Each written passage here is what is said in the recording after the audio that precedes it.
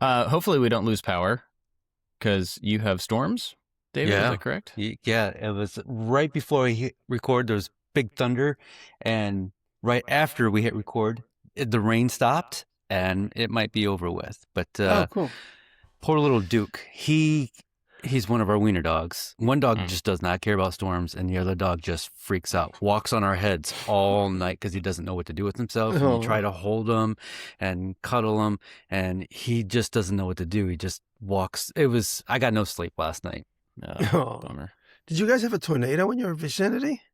I haven't checked the news, but they were warning us. It was in Michigan, I think it was. Yeah. There was one in Michigan last week. Yeah, we're under a tornado watch right now, but it's not even raining. It's just a little windy, and I think all of that weather that you have right now is north of us. It's just kind of moving past us. Later tonight, though, we are going to Nashville, and so I know you guys aren't soccer fans, but Messi, in my opinion, is one of the best soccer players in the history of the world. I think I heard of him. And so he plays for a team out of Miami, and they are coming to Nashville to play. And so I kind of surprised the family we're a soccer family, most of us. And so I surprised them with tickets to go see this game just because it's one of those things like it's a chance. It'd be like a chance to go see Michael Jordan play. Like you would take that chance, right? Because you may not get that chance again. And he's on baseball, right? Michael Jordan? Yeah, a little bit. That's somewhat true. Actually, he did, yeah. Oh, so we're going to go to Nashville and watch Messi play tonight. And the rain in Nashville is going to start at kickoff time. Oh, no. It's like solid rain until midnight. So is it an open stadium? Do what? Is it an open stadium? Yeah. Oh, good. Yeah. So it'll be great. Yeah. And our seats are pretty decent seats, and they're down in the part that's not covered. So good. Yeah. Yeah. It'll be fun. I'll Thanks, have that Dad. to look forward to. Yeah. No. But that's cool. So. Anyway, I'm excited about doing that, but the rain is kind of like, that's going to. How far is Nashville for a drive for you guys? It's 2 hours. Oh, yeah, that's close. Yeah, it's not bad. Definitely worth it for something like that. We've actually gone down to Nashville to see these same two teams. The Nashville FC is like the Nashville Pro team. And a couple of years ago, we were on our way to Florida, and we decided this Miami team was coming up to play Nashville in the same fixture and the same place and everything. And so we drove from here to watch the game and then stayed the night and then went on to Florida the next day because we thought Messi was going to be playing with him. Well, it turns out he was injured or something. And so we got these tickets, went to have I told you guys about that game? It was a disaster. Okay. I remember this. Yes. Yeah. I'll give you the quick version in case you don't. So it turned out he didn't play. And so, we were all disappointed that we were going to go see, thought it was our chance, and then he wasn't there. And we're not we're not huge fans of any particular team as a family, but so Jenny uncharacteristically ordered us all Miami shirts, to wear on this thing, because it was like a fun family thing we were doing together a few years ago. So we get these Miami shirts. We go to we leave here, we drive down to Nashville. We get there as the national anthem is being played. It took us forever to get parking. We get there, we're like just in time. So we go in, check in, get our tickets. We go to where we're sitting behind one of the goals. I just got like the cheapest seats I could get. And so we go to this place to walk down to our seats, and there's a person standing at the top of the area, like that works there. And he was like, "Oh, you can't sit down here." And I said, "Well, our tickets are for those seats right there." And he was like, "Yeah, but you're wearing Miami shirts, and that is the Nashville supporter section. And so you can't wear the other team's stuff down there because people fight." You had to buy like 6 T-shirts or something. Yes, we had to go to the stupid store and buy $40 T-shirts for the entire family for a team that we don't support, just so we could go sit in cheap seats. That turns out weren't even seats. We had to stand there and lean up against a bar. Yeah, it was a disaster. It was still fun, but it was a very, very frustrating night. Anyway, so tonight I got us intentionally better seats with chairs, but we're going to get rained on. So, that's fun. Did I tell you? I must have told you my soccer story when I was in Madrid in like No. 98, 99. I don't went to think so. Real Madrid. So I sold a product to the company. It never made it to the market, but I sold a product to Chupa Chups, and they're in Madrid. And it was a little man. If you Google my name in patents, you'll see the little lollipop man. And the lollipop, the Chupa Chup is his head. And it's a lollipop stand. So you could put your Chupa Chup down and it stays standing. So I sold it to them, but they never made it. It never made it to the market. But when I went there, they brought me to a Real Madrid game in a box. I mean, there's a very wealthy family that owns Chupa Chup. And everybody's speaking Spanish. And everyone was like, who's the American? Like, I was like, oh, he's a toy inventor, weirdo friend from New York. But you should put that on a business card. That right there. That's you. Toy inventor, weirdo friend from New York. Yeah. And in the giant stadium, it was like looking at a movie theater. It was like a tremendous stadium. And there's one section of the pie. It was like on a curve, so it was to the right. We were on the long side of the stadium. And there's this one section of the pie that is, when you look at the stadium, there's like a texture because it was so crowded. It was a very big game. I think they were playing England. There was like a haze of like activity. And then when you look at this one section of the pie, it was like crazy haze. It was like, there was like a fuzz over it of like people moving flags, banners, but it was just all jammed into this one section. And I said to my host, I was like, what is that all about? He goes, oh, those are all the people that have Real Madrid memberships, but keep getting in trouble. So they put them all in one spot. So those are the people that act out, throw things on the field, get into fistfights. He goes, they keep them all in one section. And if you get a demerit on your Real Madrid membership, they put you there. And so they were all delinquents. But the physical activity of that one section from, I must have been a couple 100 yards away up in the box it was so fun just to watch and then going into, we got into the game a little late, so we didn't see the entrance, but leaving after the game and all the hooligans, all the Madrid hooligans were outside. It was insane. I had never seen anything like it at that point. It was very, very fun to experience that. We've been to a few MLS games. MLS is the American Major League Soccer. It's kind of one of the pro leagues. There's a few. And there's an excitement to those games, and people have flags, and there's, people with drums and stuff, and it's fun and loud. But we also went to Nashville one time for a Club World Cup game. So they took clubs from all over the world and came, and, there was a tournament where they played each other. So we got to see a team from New Zealand, I think, and they were playing a team from Argentina called Boca Juniors. And that was bananas. And we sat right in the middle of a bunch of Boca Juniors people. And I didn't know either one of the teams. It was just an opportunity to go see a fun game and everything. And one of our friends who's from Argentina, when I told him who was playing, he was like, yes, you have to go to that game. I'm like, all right, cool. So we took our youngest out of school that day and we went down and we saw this game. And it was bananas. A whole different level of excitement about every little thing, and yelling and arguing with the refs at every little thing. And it's a very, very different culture in places, probably like Madrid. It's just a different level of care, but it was a lot of fun. Anyway. I've actually I don't have any soccer stories, but I've been to two different sporting events that were somewhat historic. My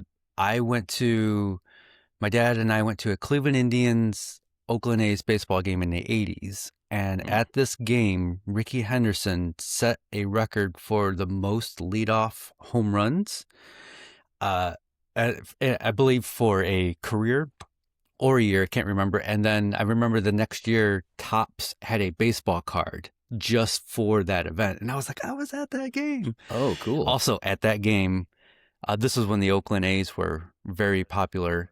And we were trying to get autographs as the players were getting out of the taxis, walking into the stadium. And Jose Canseco would not sign any autographs. He's like, I'm not signing no effing autographs, and just walk right past all the people. So he was kind of a jerk. Yeah. And then, another time in the 80s, we went to a Cleveland Browns Detroit Lions football game in Detroit on Thanksgiving. And in that game, Barry Sanders, in his rookie year, went over 1,000 yards. And then the next year, some company, Topps or Score or somebody, had a football card saying, rookie 1,000-yard rushing dude. And And it was just kind of cool that there were these sports cards for 2 events that I was at. Did you have either of those cards? I had the Barry Sanders card. I probably had both. I 100% had the tops. I was a tops guy at this time in my life, and I believe that would have been 87, 88, somewhere around there, and I would collect them all until I would get the whole set. So, wow. Yeah. I almost sold Tops a product many years ago. I guess they were in Delft. They make some candy products. So it was around the same time with Chupa Chups. We were inventing various candy products. It didn't work out. But I got to know Tops, and they were in Manhattan. I got to go there a lot. But there was something else I was going to say. How many products do you think you've sold in that manner? Not the stuff that you make now for your brand, but how many things do you think you've sold to other companies over the years? I have about 18 or 20 patents that are all expired. So if you Google my name, James Diresta, inside the Google patents, about 18 or 20 patents show up. We probably sold over about 15 years. We probably sold about 50, 60 different products. And of those 50, 60 different products, like 6 of them made money. The rest of them just fizzled. But seriously, so you'd ask, how would I make money in general? A lot of times, because we develop products, we understood the manufacturing. We went to China, my brother and I. I would sell a product to a company and then product manage it. So I'd sell the product and then I knew I would make royalties on it if it sold. But in the meantime, they're paying me to develop it. And so that's why I had a little bit of a unfair advantage when I would sell a product. I'd make money on it. Most of the time, guys would come up with these like cardboard prototypes, and the item was the concept was sold, and then somebody internally would take it and then they would do it. But because we could do our own products and other people's products, because we'd go to China, I'd go to the factory, I'd go, and I understood a lot of the processes. So I would make money developing the product that would never sell. So I would sell a product and then basically become the employee of the company. Did you say at one time, as a kid, I had this ball, and it was like a grotesque face on the inside, and it was all squishy, and there was like liquid between the ball and the outer vinyl like shell. Did you make that? Did you say you made that? Do you have any idea what I'm talking about? Yeah, I think I remember talking about that. Let me grab it. Sorry to show you So this is my product that made me the most money. It's called Gurgling Guts. And it's a squishy ball inside of a skin. And there's liquid between the skin and the ball itself. Yeah. This is Gurgling Guts. This is the actual product. But we ended up licensing this patent, to Goosebumps. We made more money selling with the Goosebumps licensing. All the Goosebumps characters were in this ball. So we made more money with that there. And then we came up with a product I came up with the product. It was a retainer ball, basically like a PVC ball you'd like let a dog chew on. And then inside of it, we put the ballistic gel. So when you squeezed it, the ballistic gel would pop out of the zits. And then around the same time, China knocked that off. And there was a very famous MTV commercial, maybe you guys might remember it, where it was a pig and it was just like up close it was like a meme. Now it would be like a 2-second meme. It was a pig, and this guy on the camera would squeeze the pig and the gel would come out of its butt. And then it was like an MTV teaser.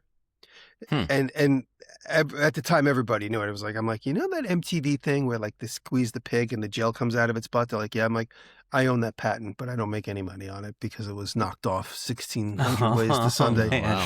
So that was my patent, but I never made any money on it. But that was even more cool to say, like, yeah, they stole my thing and put it on MTV. Yeah. Than the money. I mean, those little MTV bumpers and teasers, they were amazing back in the day. I think you can find some compilations of them. Yeah, the animations of the MTV logo itself was always so cool. Yeah, so good. But yeah, the toy business was very volatile, but that's how we positioned to be able to maintain a career, is that we would always project manage the things we sold. In many cases, not all, but in many cases, we project managed the products that we sold. And that's how I was able to basically garnish a living while those salaries help make up for all the dead time between the wins, you know. Now, when you were designing those things, did you just have the idea and then pass the idea on to teams, or were you trying to make some of these yourself to come up with prototypes?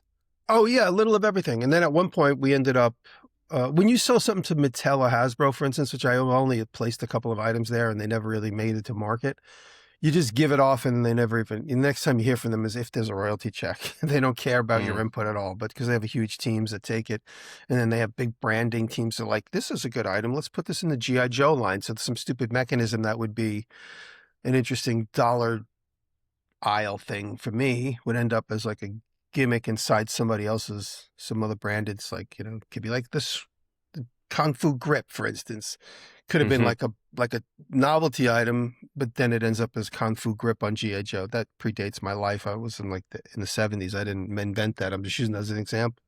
So with the bigger companies, they would find a little nugget inside your invention and place it inside some other brand. Whereas the smaller companies, which is where we ended up working with more often because they were easy to deal with, and I could sell myself as a project manager, and me and my brother could garnish a living from them because they were so small. They'd be like, we love you. This is the perfect example is Gurgling Guts. I thought of the idea when we sold it to these guys. They were very seasoned toy guys. They knew everything about the toy business, but it was just two brothers. And they were like, look, if you could help us develop it with your experience. And we went and helped them to develop it. I visited the factory and we got the product off the ground with their help and our help. Like they leaned on us a lot to help with the engineering and the packaging. If you look here, we came up with this crazy character, Dr. I Am Gory, Gurgling Guts. This is all in that character. This was in that gross section of the 90s when all these gross toys came out. We just happened to be right in line. I mean, we weren't like, it was just sort of like everything bubbled up and everybody had something gross. It just all came together. But this whole concept was born out of the squishy ball. And I would just sit and play with toys all day long and just come up with ideas, and kind of not too different than what I do now. But now I'm really inventing things that I need so I could exploit processes that I either want to learn or I want to show off, whether it's the CNC because I'm working for a CNC company, or whether it's this or whether it's that, or now I'm playing with pottery.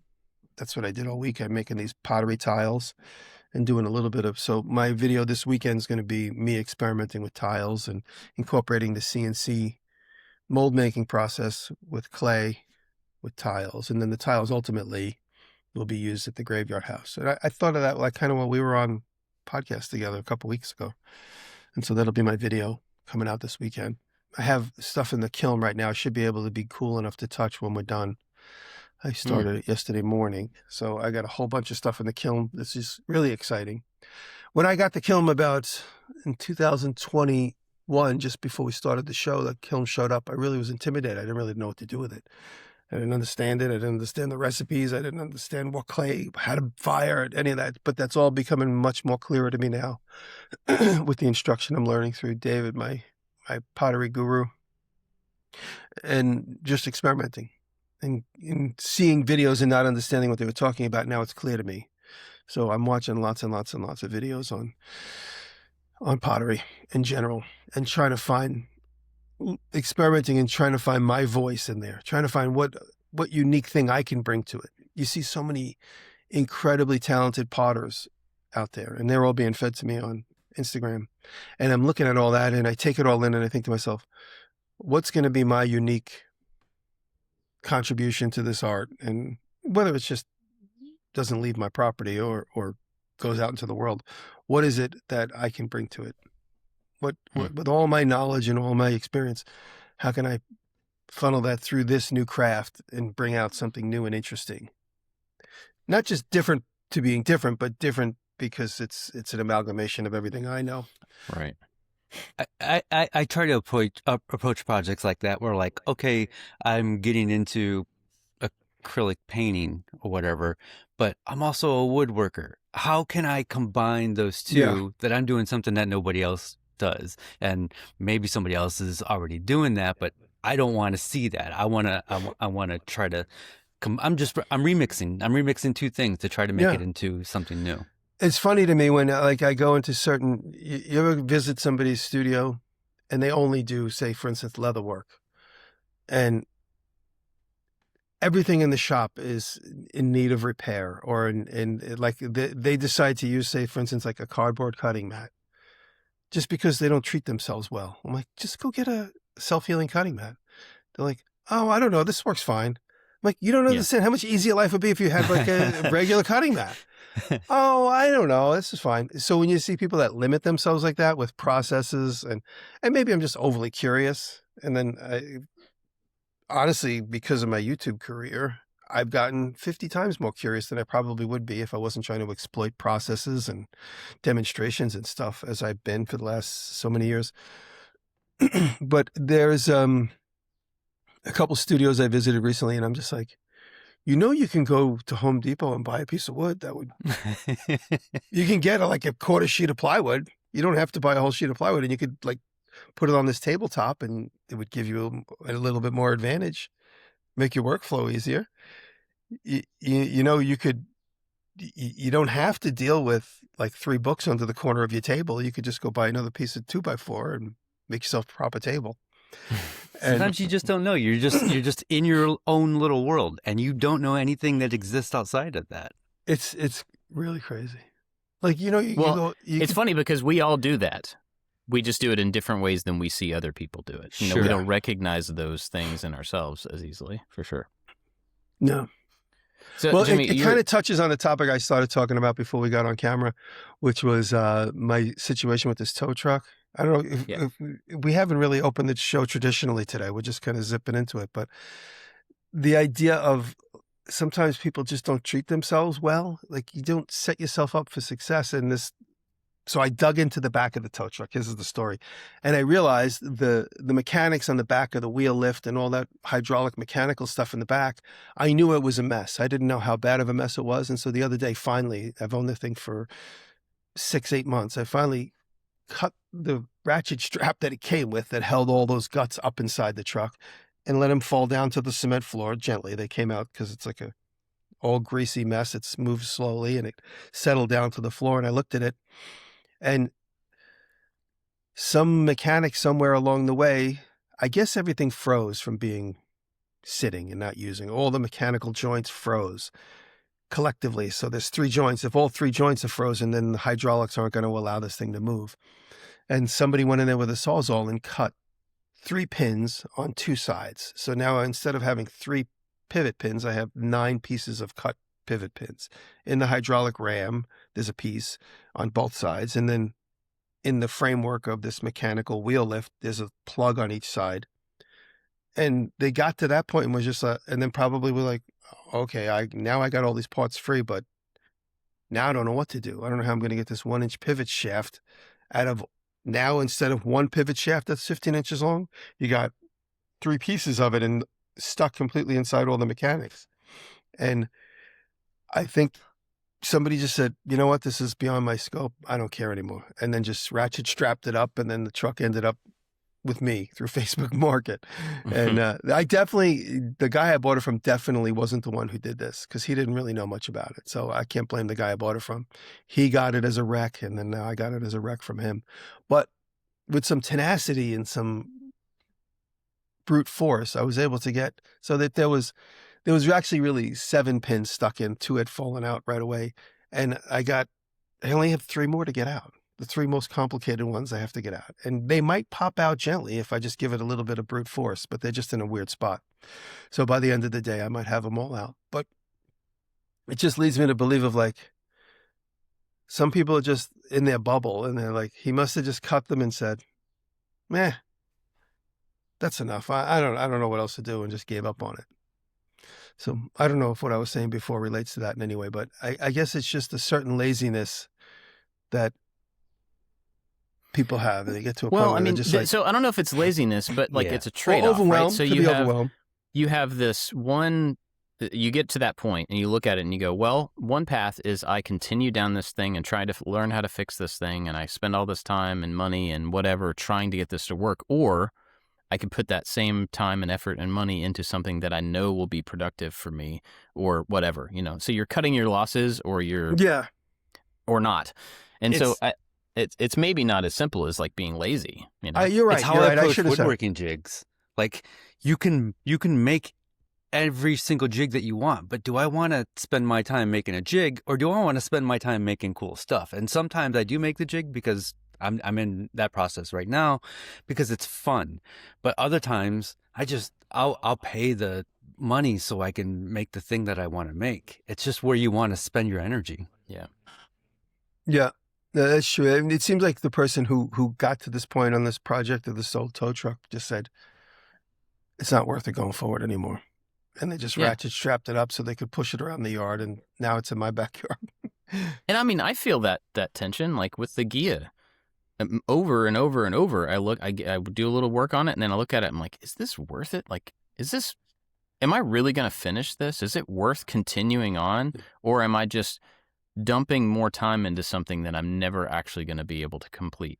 I had that overwhelming feeling the other day when I was able to diagnose what was really wrong with the mechanics of this truck. I looked at it and I was like, this is over my head. I don't know how I'm going to get these out. But then I started to focus on each individual piece. I was like, okay, let me see if I can just get this one out. And if I can get that out, that'll give me clues to the next one, and so on and so on. Bob, is completion important, or is it the journey? Well, I think both. It depends on the day. Depends on the project. I think with the Ghia, I think it's important because otherwise it is okay. So if I start a piece of furniture and I don't finish it, you can burn it and get it out of the way. If I take a car and I break it into two parts and I fill up a garage with parts and I buy all the stuff and then I don't finish it because I die or because of whatever, my kids and my wife have to go to this building worth of parts and go, now what? What do we do with this? Facebook Market, for me, best offer. Yeah, I guess. But for me, in that particular project, yes, completion is the point because I think the joy in that car or in any car for me would be being able to drive it and enjoy it. The work is interesting and new, but it's also repetitive and tedious and not like it's fun the first time. And then after that, it's like, yeah, okay, I got to weld another panel on. Got it. Yeah. You know, but it's different, I think, for each person, each project.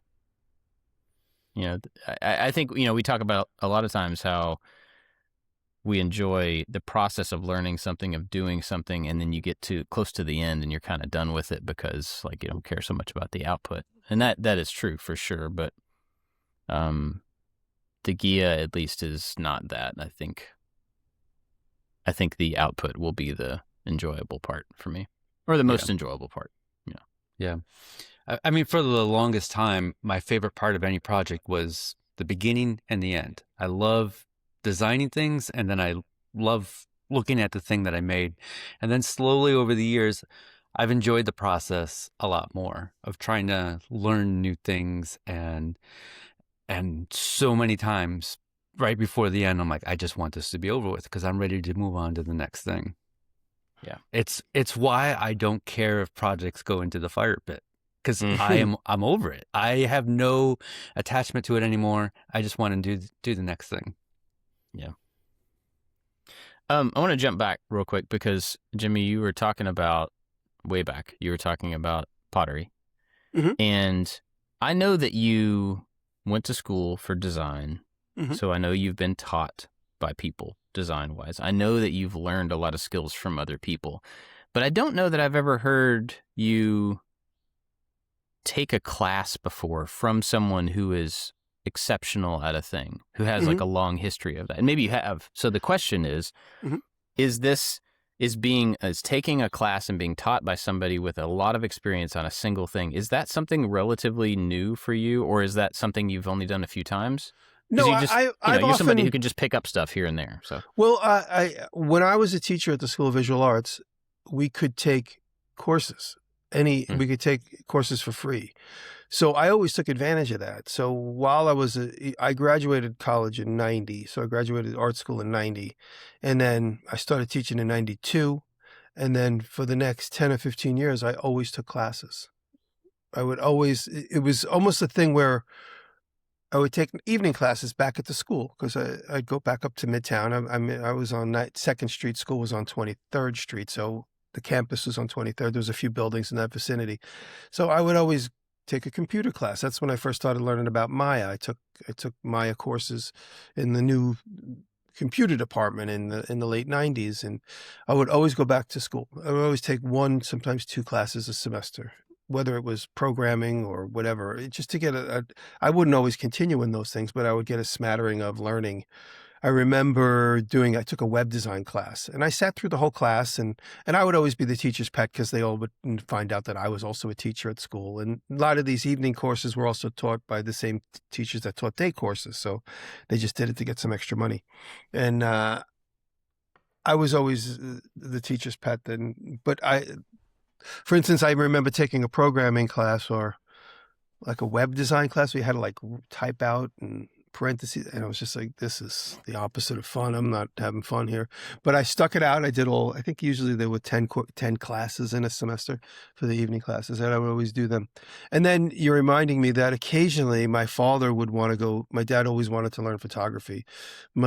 He was a photographer, my dad. He was good at photography, but he was one of those people that always needed instruction from a professional, even though he knew it. He just was a little insecure with that. So I remember taking photography classes with my dad a few times, and I would know everything the teacher was talking about. They'd be like, this is your aperture and this is your speed. And I was like, okay, we're like in kindergarten when it comes to this. But I would just sit there and listen.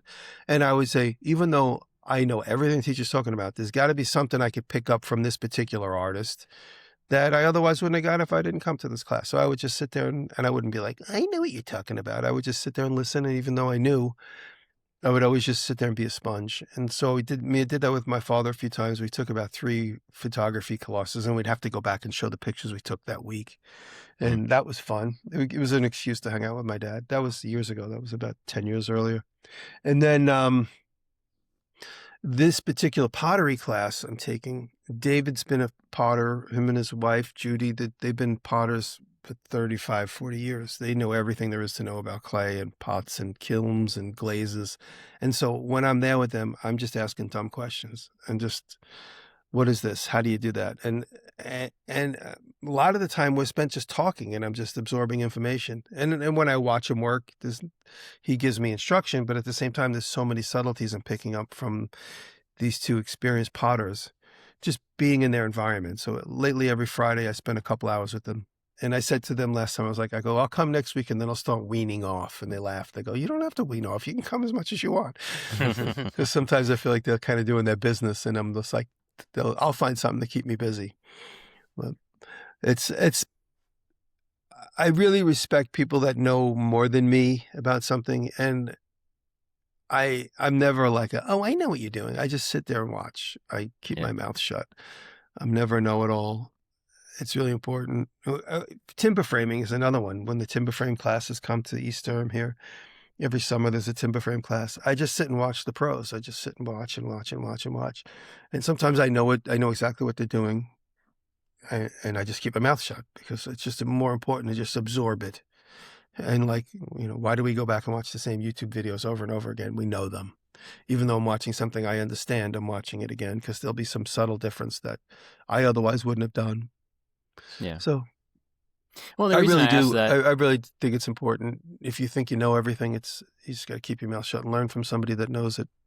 Yeah, and I totally agree with that. And I think the reason I ask that is because we have access to so much quick knowledge, right? And we have access to so much deep knowledge on YouTube if we go to look for it.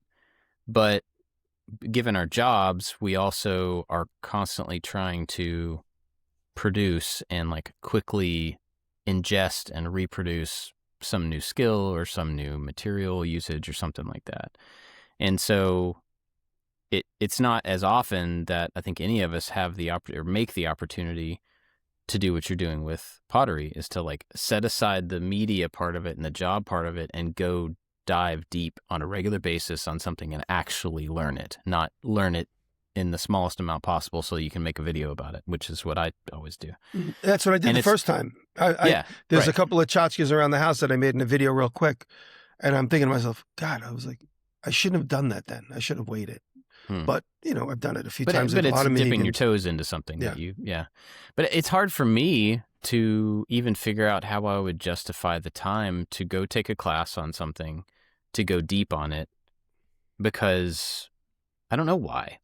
I started to say because like I knew what the answer was there, but I don't. I don't know why that's hard to justify, but it would be hard for me to convince myself that I could set aside the time to go deep on one thing for very long, even though it would be really helpful. A couple of years ago, I actually applied to the local community technical college because they have like an automotive course, and they have a machining course, and they have there were a couple other things that were interesting. And I went ahead and got like ready to where I could pick classes and everything. And then I started looking at the class schedule because I was just like, not trying to get another degree, but I was like, I could learn the automotive stuff and I could just go down that path. And then I started looking at what all I would have to invest to get to the stuff that I didn't know. And I was like, like I can't go to 8 a.m. classes 3 or 4 days a week for the next, year to be able to get to the bodywork thing. Like I can't do that. And so that's when you make friends with the guy down at the local body shop and you just short circuit the path and you go hang out with the guy. Well, and that was kind of like where I landed. Sandwiches or whatever. If I was looking to build a career in that, yes, absolutely. You have to do the prep work to be able to get to the actual work, and totally. But I was looking at, how do I make the hobby stuff that I'm already doing more efficient? And it's not more efficient in my case to spend a year taking prerequisite courses to be able to then learn how to do the thing for 10 weeks that I want to learn how to do. Which is a shame because, I wish that my pace, my tempo of how I learn things and how I do things, I wish I could allow myself to invest a little bit in some of that prerequisite type stuff so that when I learned something new, it was a deeper learning and not just a bare minimum to make a thing or move ahead or whatever. But that's just me. Anyway, that's why I asked that. We totally did not talk about what everybody's working on. David, what have you been working on lately? Well, I think we talked about the slab flattening jig that I started last week. And then I had to put that on pause for a little bit. I had to shoot a couple of ads for shorts and Instagram, and we're getting back to it today. So I got it working. I flattened a slab and it worked, but it was a mess. My dust collection on there was just not working. And so I made some improvements to it, and then we're going to flatten another slab for hopefully, that's going to be later today, hopefully the better version of it. And it's a nice jig. It's one of those things like I made this, and now it opens up doors to future projects. And it's just satisfying when you get linear rails that are all perfectly set up, and it's just like a big Etch-a-Sketch, and it just flies back and forth, and it feels so good. And I think last week we talked about the walnut cookie that I was flattening, and I want to cut out the centerpiece for a future project. So this is kind of like part one of that project, and I want to cut out the centerpiece and put a chrome insert in there. And we were discussing like, how do I cut something that's 5 inches thick? And I haven't done it yet, but I have a very good plan now. It started on the podcast, and then the idea finalized when I was talking to Brian Prusa. But I don't need to cut out the perfect shape out of this big. It's 4 inches and 3/4. That's how thick it is. And then it's around 40 inches wide by 30 inches tall, and I'm cutting out the center of that. And so I have long drill bits. We're going to drill holes just inside of what I want to cut out. And then on the underside, I'm going to take a router, and I'm just going to connect the dots about 1 inch deep. And then on the other side, Brian Prusa says, hey, Festool makes a 5-inch, very stiff blade for your jigsaw. And he says you can cut 5 inches with it if you go very slow, because the recommended the recommendation is nothing more than 4 inches. But I've already got it. I'll have it routed out on the bottom side, that path. And so on the top side, we'll cut that out with the jigsaw. That should work. So I ordered the blades. Thank you, Brian. And we'll get to that in a week or so. And then I'm going to kind of rough out the rest of the shape. So it's still going to be organic, but it's going to kind of follow the offset outline of the outside of the cookie. And then I ordered this huge brass plate that I'm going to, it was like $400. So hopefully this experiment works for the sheet of brass, but it's going to go on the backside. It's going to be rabbited out, and it's going to go on the backside, and then it's going to kind of bubble out towards the front a little bit. And then there's going to be some dimples in there.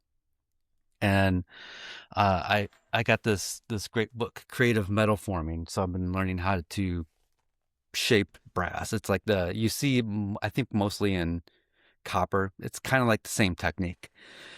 And so I will start hammering out the bubble that's going to be there, and then I plan on having it chromed. And nice. It's going to be a very expensive piece, because that 40 by 30 piece of brass was $400. I think the chroming is going to be another $400. Chroming's always pricey. Yeah, there's cheaper options.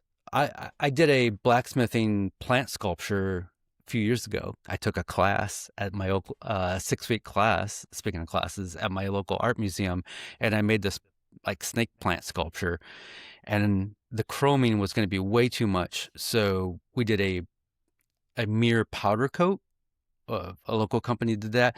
It's not as mirror like. It's a very dull. It's it sort of looks chrome, but it's not completely chrome. Is that polishable? Like, could you polish the powder coat into more, I don't know, mirror-like? I don't know. See, the chroming process is, and I know very little about it, but it's like a multi-step process where you have a back color, and then there's a middle layer, and then several there's several dips. Yeah.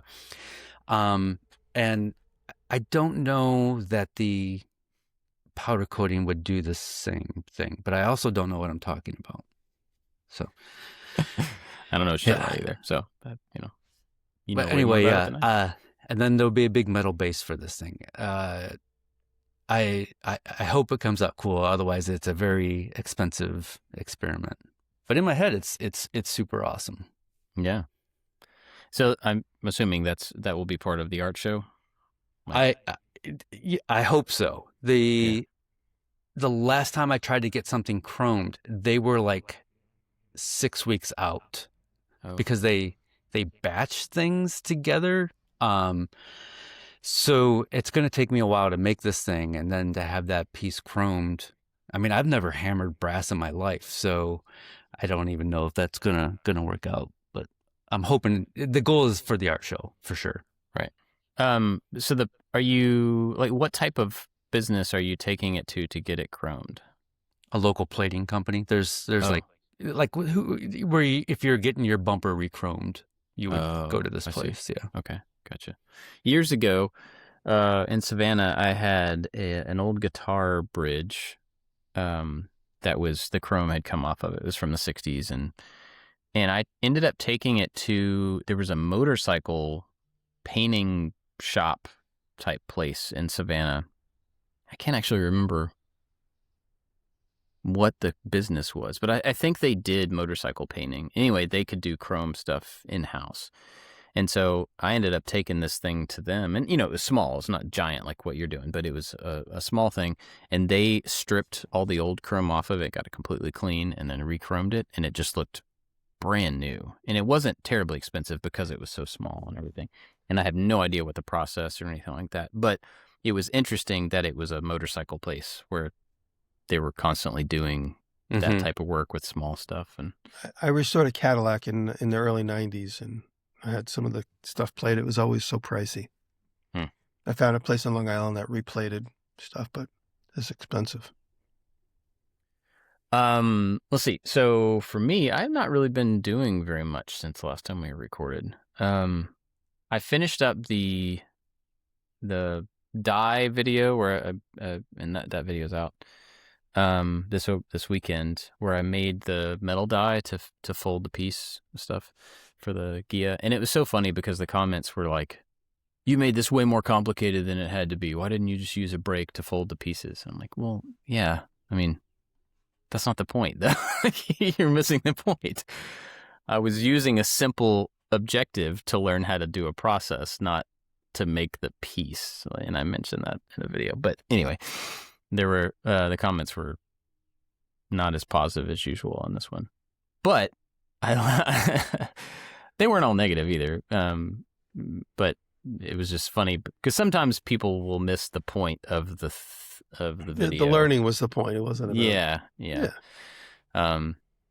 But whatever. So the next video will be finishing up the outside of the pool house because it's done. The screen is up to cover the pool equipment and the gutters and the downspouts are on and there's a light above the door. And so like that stuff was all done. Thanks. And so I've taken the last few days and it's been a combination of like trying to clean up and trying to catch up. And now that we have a puppy, there's one day a week where like Jenny already has stuff that she's committed to in the mornings, but the puppy can't really be in the crate all day. So my Monday mornings until after lunch are basically just like playing with the puppy. So it takes a huge chunk of the beginning of my week and makes it kind of unproductive, which isn't terrible, but I'm now finding ways to like, okay, well, if I play with the puppy, we go out in the backyard and I kind of play with him, I can also take a laptop and do some computer work. And so it's, I'm shuffling around my schedule a little bit. But also yesterday, my oldest is headed to college in the fall and he had a job shadowing day because seniors don't have to take this test that they were doing. So he was home, and then we also went and drove to the college that he is planning to go to last night for an event. But anyway, so during the day, he job shadowed me, and so it was a productive morning. It was only the morning, but it was really productive because I actually got to put tools away while I had him sweep. And we had fun hanging out and stuff and spending time together, but it was like, cool, I need you to sweep every bit of the floor in the shop, in all the little corners and all the nooks and crannies and all the places that I don't ever get to while I put away all these tools from the pool house. And so it felt really productive because I actually had two people doing things in the shop, and it's nice and clean now, stuff. But tomorrow, I think I'm going to head back out and start working on the Gia again. And in the die video, I mentioned that like this back bottom quarter was the last of the metal, like the metal work, the body work to be done. Not the body work, the metal work. And in saying that in the video, I was like, oh wow, this is actually kind of close. Like this, it's one little section. It's about like this, and it's the inside and the outside. It's not super easy, but like I should just go finish that. And a few of the people in the comments, when I said that in the video, like this is all that's left. And it's hard to make videos about. A few of the comments were like, yeah, but we just want to see you finish it. So make a video about it, So I'm going to go try to figure out an interesting way to make a video about cutting out and re-welding more metal one more time. So I'm going to try to get it done. And I think I'm going to focus a little bit more over the next couple of days on getting the work done and making a video about it rather than making an interesting video and trying to get the work done. Does that make any sense? Yeah. Yeah. And which is weird. It feels like I'm kind of going into it with. Here's the thing. You're going to go and you're going to get the work done. And if in the back of your mind, you're going to be thinking, what is the story? And then something in the middle of the project is going to be like, this is the story right here. This is the video. And it's going to be one little thing that you learned or a little hiccup that you come across, and that's going to be the story. So just go get the work done, keeping in mind that you need a story out of it. Yeah, that's a good video. point. By story, I mean video. Yeah. So I'm going to go, make that effort this week, and it'd be really cool to be able to step back from that thing and be like, yeah, the metalwork is done, you know? And I say that knowing that in 6 months when I go to do some other step, it's going to be like, oh, look, I have to cut out this whole section and re-weld this section because I did it wrong the first time to make it fit or whatever, you know? So it's probably not truly done, but it is kind of interesting to think about the fact that I could be close on that major piece of it.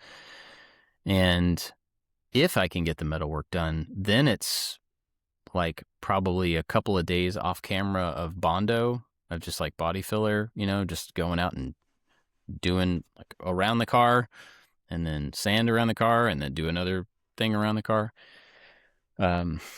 So the body actually could be getting kind of close, which is crazy. I just need to like keep picking at it until it's actually ready to go. I don't know if I told you all, I spent a little while putting the doors back on it. And I was really worried about that because when I cut out the rocker panels underneath the doors, right? And completely replaced them. And this is way back, like 25 years ago when I started this car. That was one of the first things I had to do was cut this whole section out. And you're supposed to weld in bars across the door opening to hold that in place. And I did, but I don't think I did it as well as you're supposed to or correctly, and it was on a lift, and so I think the whole body settled a little bit, and you know, it didn't stay exactly where it was supposed to stay. I think. I don't really know, and I wasn't sure how to prove that after the fact. So I put the rocker panels in, measured everything a bunch of times, leveled it, tried to make sure it was right. And then I put the doors back on one time, and like they would not close at all, not even close. And then I fiddled around with it a little bit, and then was able to get them to kind of close, but they're really tight. Anyway, recently I went back and started looking at that again and trying to figure out what I would have to do about it. And one of them, I was able to just adjust the hinges and it closes. And it's like, oh, cool. Like this door does what it's supposed to do. Now, I don't know that the gap around the door is going to be exactly perfect, which is a thing for car people to really want to get. I don't know that I'm going to be able to pull that off. But I can tell you a trick. I'll tell you a trick, but finish your story. I'll tell you a trick. Well, the other door sticks. The other door sticks quite a bit. And it sticks both in the back where it closes, like where it's the outswing part, where it touches where you would get in. It's rubbing there, but then the front of it has to pass by the fixed body panel, right? Like they have to pass by each other.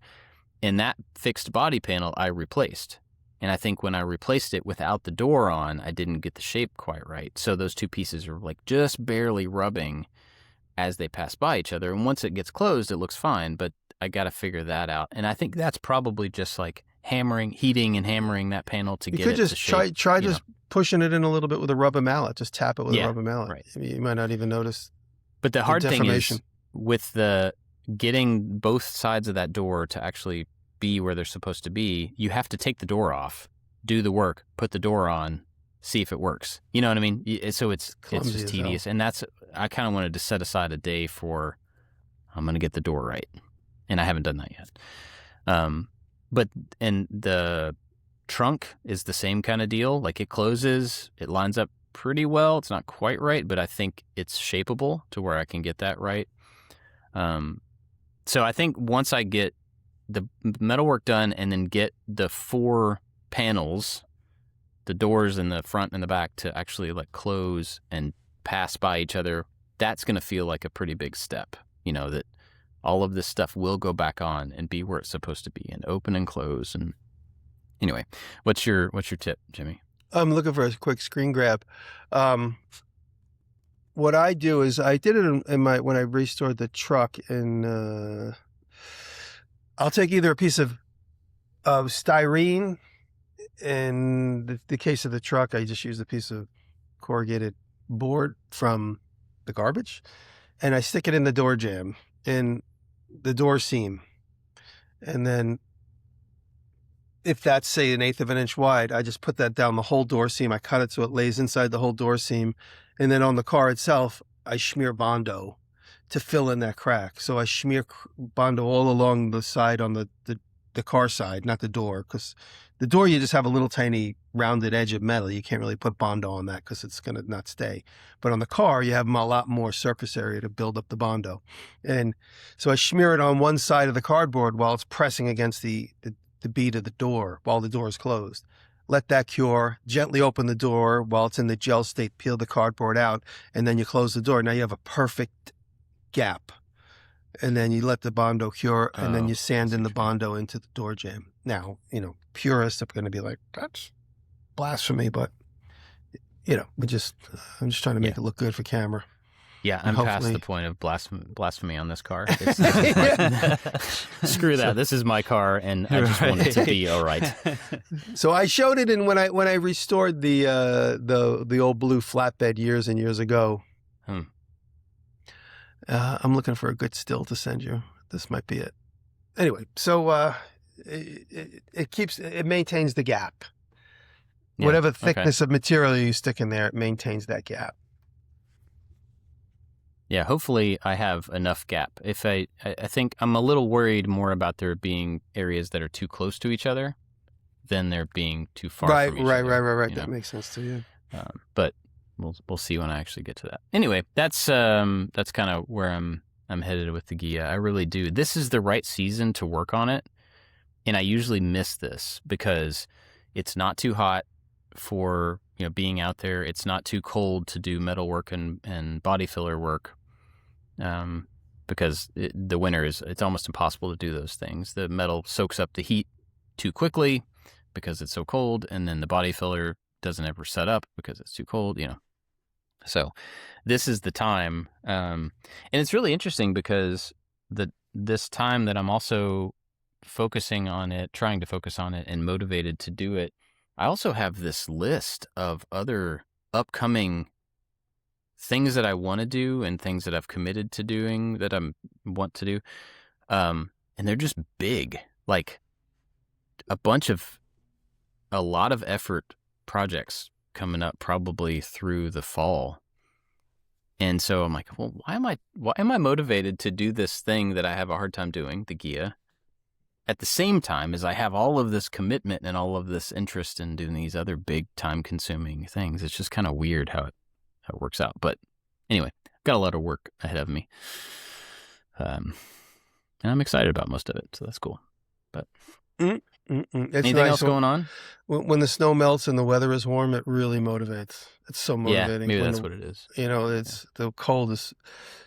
You just like your shoulders like this, and then when it's warm out, you're like, oh, I can let my shoulders down. You go, oh wow, the birds are chirping for real, and I'm like all the turkeys and the birds walked up to the porch last night yesterday afternoon for the first time all winter. They're like, hey, what's up? Remember us? I'm like, oh, yeah, you guys need food still.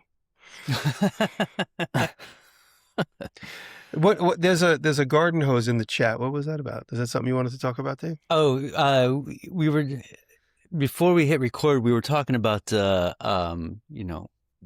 work previous people did. Oh yeah, yes. Ruin like the problem is. I forgot how you phrase it. The problem is the previous fix that didn't work. Yeah. Because we were trying to hash out a concept around the concept of the tow truck, and I said something to the effect of, when you go to repair something that somebody you don't know did, you realize they made the problem worse, and you think the problem is the problem, but it's their repair is the problem. Yes. And you just like literally clean away their garbage, and then the repair is very simple. So this photo of this garden hose, the previous owner terminated a water line underneath the house that I think used to go to a dishwasher, and this hose with some pipe clamps and some sort of metal end, what was used to terminate this water line. And it still was under pressure the whole time. Yes. And then after so many years, it gave in and our crawl space flooded. It's such a convoluted solution. I think that's part of the wild thing. Like, this seems like extra effort to try to solve something. Yeah. And it's bad. Man. And it's so bad. When our crawl space flooded is when I had peak COVID. I was really sick. And we had to get out of the house for 3 days while the disaster company came and cleaned up, and we had to go run an Airbnb. And I remember that. Such an awful moment. But yeah, this fix is so stupid. It looks like somebody was like, oh, you know what? I'll give me that thing. And then I'll go to the hardware store. And then once the water stops and the emergency is put down, you're like, then I'll fix it. Dinner? Oh, and then like, you're like a week later, like, I got to get in there and change that little piece of garden hose. And you're like, whatever. It's the summer. Nothing's going to freeze. It's fine. And then the winter comes and you're like, let's sell the house. And you're like, oh, I forgot to fix. Who cares? It's not my problem anymore. Yeah, it's not leaking. It'll be fine. Yeah. I actually have this photo saved as my favorites in my phone because I have to reference it so much because it was such a stupid fix that I talk about it all the time. You did get to it really quickly. I was wondering about that because as soon as we mentioned it, you were like, whip, pull out your phone and like send it. I thought it came in before we even got together. I didn't realize. That's funny. Cool. Well, any other thoughts on anything? I'm going to send you guys some. I'm sending you guys some pictures of the pins that had to get in and out. Cool. Well, I want to thank our Patreon supporters for supporting us and helping us do this show. We are very grateful for the opportunity to do it and for the support. And huge thank you to our top supporters. They go above and beyond, and they are A Pretty Big Deal Inc., Albers Woodworks, Chad from Mancrafting, Chris McCormick, Nick Ryan, Odin Leather Goods, Pete Rondo, Rich at Low End Design, Scott at Dad It Yourself DIY, The New Janky Workshop, and Works by Solo. I think there's an opening in that list. There might be a free spot. We don't have free spots in that list, but I think there is one in case anybody wants it. But big thanks to them for, long-term, over-the-top support. We are really grateful for you all. But everybody gets the after show. Everybody on Patreon at every level gets it. And you can go to patreon.com/makingit, sign up at any level, and you get the after show and links to the video after show if you want to see us. There's a picture of Jimmy and a turkey. I'm sending you guys a bunch of things. This is like, this isn't that, dude. Sending you guys a photo with your bro. I'm sending you a photo essay of my whole week. Yeah, me and the turkey was just sitting there. It was funny. Anyway, big thanks to everybody at Patreon. We really appreciate you. You guys have anything to recommend this weekend? Oh, yeah. This weekend? I'm going to say it before either of you say it. The Simone Getz? Yetch. Simone Getz video of... This is with the yeah. Yetch. Getcha. The G is non-existent. Yetz. I mean, it's there, but it's Yetzy. Simone Yetza? Yetch. Simone Yetch. Say it with a Y.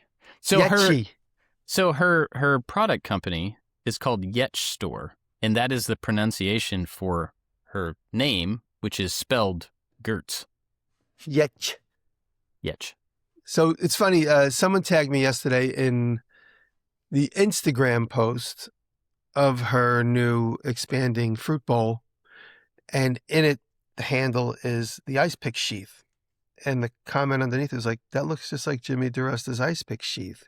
Were you inspired by it?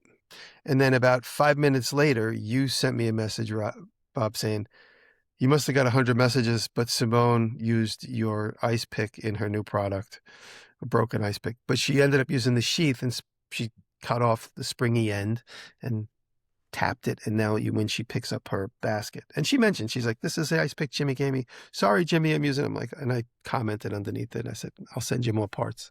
So that was cute to see that the ice pick that was in her shop, she ended up using it as the handle, which I totally encourage.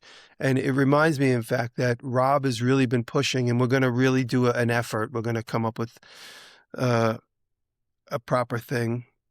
We're going to do a promotion, an ice pick promotion, and it's going to be all about modifying your ice pick. What can you do to modify your ice pick? And you don't necessarily have to buy one from me, but you could just make your own ice pick. It's not that complicated to make the ones that I sell. So we're going to push a whole campaign of modifying the ice pick from the original design to do different things. And it has been randomly in the past, people have done stuff with it, including me. But we're going to try and do a whole campaign to see who comes up with funny ice pick uses and improvements just to promote it. I'm constantly using my ice pick to, like, if I have to, I'll mix up epoxy with it, or I'm stirring stuff, and then I just take it over to the disc sander and I sand off the edge, and it's over time it slowly gets smaller and smaller. I'll send you some new ones. But yeah, I like how it wears. It wears really nice. The brass just looks so cool. Thank you. Mine lives next to my laser, and it's the thing, like, when I open it, I have to get all the little pieces out. Mm-hmm. I just, like, reach over and pull it out of the sheath. It's hanging by the sheath, and I just pull it out and, like, poke all those things and stick it back in there. Oh, cool. Yeah, my laser tool. Cool. David, what you got? Well, I couldn't find anything in my video history this morning that was worth sharing, but this book that I'm reading right now, it's called Creative Metal Forming, and it's when I was doing research on this brass hammering, because I don't really know much about it, there's a few videos, but not a lot. You see like Instagram videos, I'm like, okay, I think I get it, but I really wanted to understand the metal forming part. And I found this book on Amazon, and there's no photos of the inside of the book. It's just like the cover and the back cover. And these kind of books are expensive. It's like $30-some. And like I took a chance and I got it, and it's fantastic. It's really good. So Creative Metal Forming is my pick. Very cool. Maybe I'll talk to Jimmy about this in the after show. But I'm going to tell you my technique for bubbling out this brass according to what I've learned from the book, and see if you have any feedback for me. Mm-hmm. I took a metal forming class at the Blackthorn in January, and I learned a lot about forming aluminum and brass. I could talk to you what I learned. Seems a big part of it is annealing it as you go. Yeah, as you hammer it, it gets hard, and then you have to soften it with heat. Let it cool, and then you go back to it, which is the opposite of what we did in the blacksmithing class that I took at the art museum. Is you heated it up to make it soft, and while it was hot, you were hammering it. Yeah. Crazy. Well, mine is it's a trailer for a movie. Remember the show that I was telling you all about that I did, where I went to Texas and I did like a wind episode all about tornadoes and stuff. I don't know if I told you all, they sent me the first cut of that show, and it's so good. Like, they did a great job with the edit. Very, very cool. And I had to record some VO for a trailer for it a couple days ago. And during that process, they also sent me the trailer for their first feature film. So they've been working on a feature, an original, and it's out now, and it's in limited theaters. I think it'll eventually be on streaming soon, but it's called Matter of Time. And it's like a fun-looking sci-fi thing about a kid, a video game designer that gets a ring that lets him stop time. And, I don't know. It's a sci-fi thing. But it's got Sean Astin in it. Sean Astin from Goonies and from Lord of the Rings. He was Samwise. And so it's funny because it's Samwise being the kind of, the Obi-Wan character to this younger kid who wants a ring that lets him stop time. There's some like funny things there, but it looks great. And I haven't been able to see the movie yet, but I just wanted to put it out there in case anybody, sees the trailer and has the opportunity to see this in a theater. They're friends of mine. They're great creative people. And, I just hope it does well. It looks really fun. So it's called Matter of Time. You guys got anything else for this week? Cool. All right. Wish me luck on the Gia. And thanks for listening, everybody. Thank you. Catch you next time. Love you.